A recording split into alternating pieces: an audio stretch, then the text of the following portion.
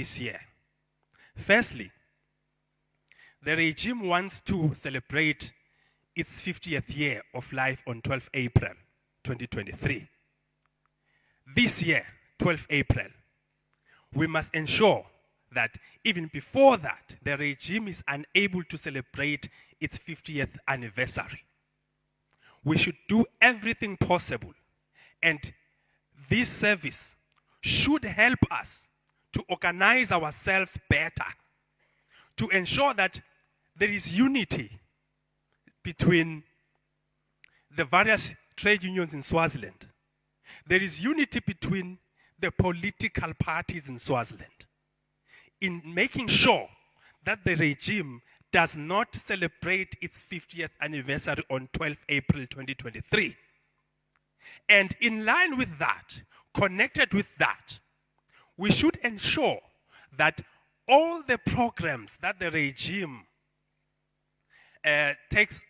undertakes, the regime should not be able to undertake its own programs, all its programs. It should not be able to govern. Therefore, we must ensure that we sabotage from beginning to end all its projects. And one of its projects this year is to have its own elections, to create a toy parliament, a sham parliament, a shell of a parliament, a puppet parliament, because that's what Tingula parliament is. And Mswati is very desperate to have his parliament. He does not want to have a dialogue, but he's going to do everything possible to ensure that he has his parliament this year. When Mswati says, let's go this way, Comrade Pandlana always said, we must always say, we are going this way. When Mswati says, it is time for us to sit down, we say, this is our time to stand up. When Mswati says, let's have time for peace, we say, this is now the time for war.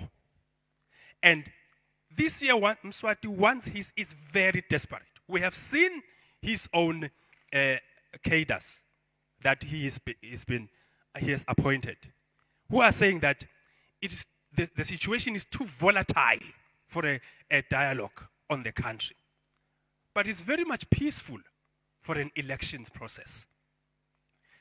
So let us ensure, therefore, that he does not have his wishes. He must not have his elections wish.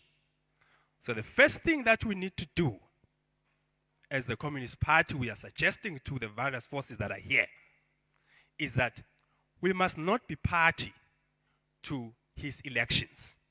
So the first thing, we need to boycott his elections. We need to not be part of the legitimizing process from Mswati. Let us not be part of his elections. Let us boycott that thing. But we know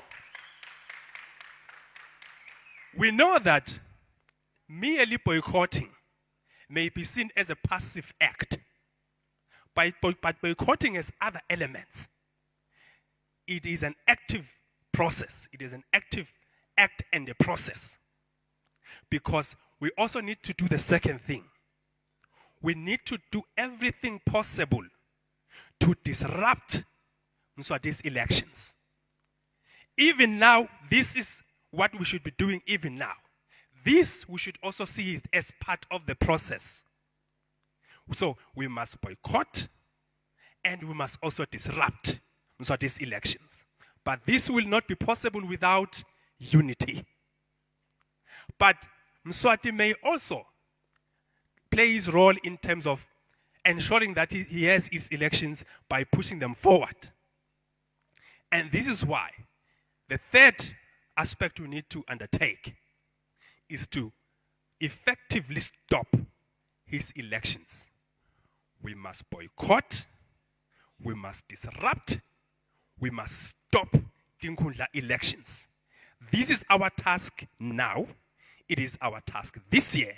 It must be our permanent task until we overthrow the regime, all its roots, and we set up a democratic Swaziland, and there's a communist part of Swaziland who have said there is no future for those murderers in a new democratic Swaziland, unless you talk of their future as jail time. Unfortunately, Mswati has failed, in fact has refused, and unwilling to abolish the death penalty. His crimes, if you were to look at the current laws in Swaziland, in fact, call upon him to go hang through his own laws. This is the current law of Swaziland. And as the united people of Swaziland, let us look into that and ensure that we overthrow him. If he is alive, after we overthrow him, he must face justice for all the crimes he has committed on the people of Swaziland, together with all his stooges. Let us build a free and democratic Swaziland, and to do that, we need to start now. There is no way we are going to build a free and democratic Swaziland if we are still on each other's throats.